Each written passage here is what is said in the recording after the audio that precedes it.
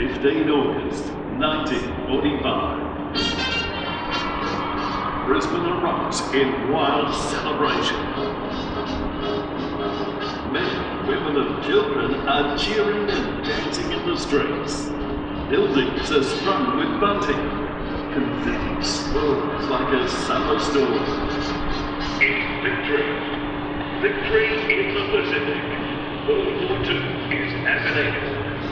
Tranquil Queenslanders come together to celebrate and welcome home the nation's heroic troops. It had been a very different scene 6 years earlier, a mere 20 years from the war to end all wars. Australians were once again called to arms. A brave generation stood tall. Shipping out to foreign lands, they stood shoulder to shoulder with their allies, united in the face of a destructive foe.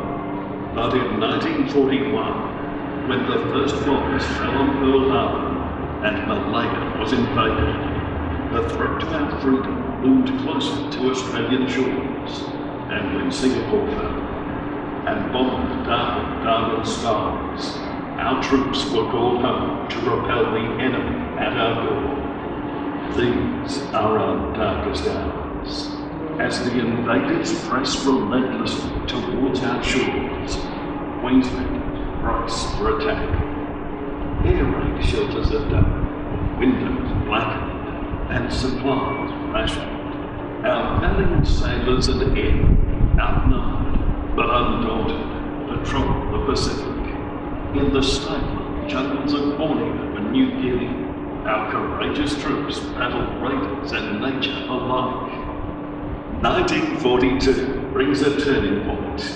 General MacArthur commands vast military forces from Brisbane's MacArthur Place. Shoulder to shoulder with allies, our courageous troops take the fight to the enemy and defend our shores. In the jungles, on the ocean, and in the air, countless feats of heroism and sacrifice begin to turn the tide of war. With relentless determination, the Allies push back the invaders, back through stretches of the Pacific within strategically placed islands, back through steamy jungles and rugged tracks, and back across the vast tracts of Eastern Asia, until finally, 75 years ago, a word comes through. Surrender. The last of our enemies is made well. Peace has once again come to us. Let us thank God for his faithfulness and his mercy. Long live the King. The enemy has surrendered. It's victory. Victory in the Pacific. Queenslanders are overjoyed. Thousands flood Brisbane streets ecstatic.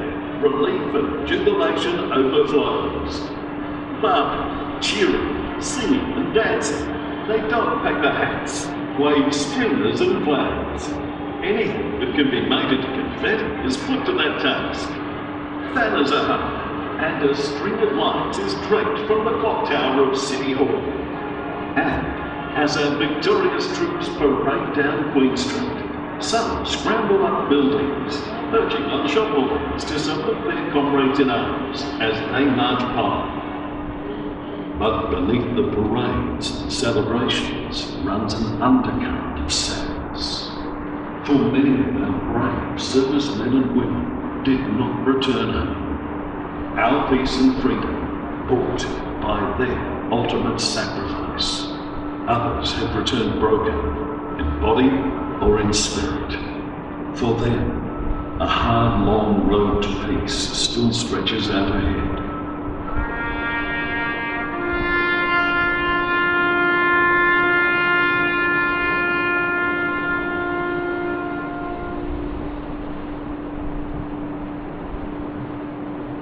On this 75th anniversary of victory in the Pacific, we remember our heroic servicemen and women.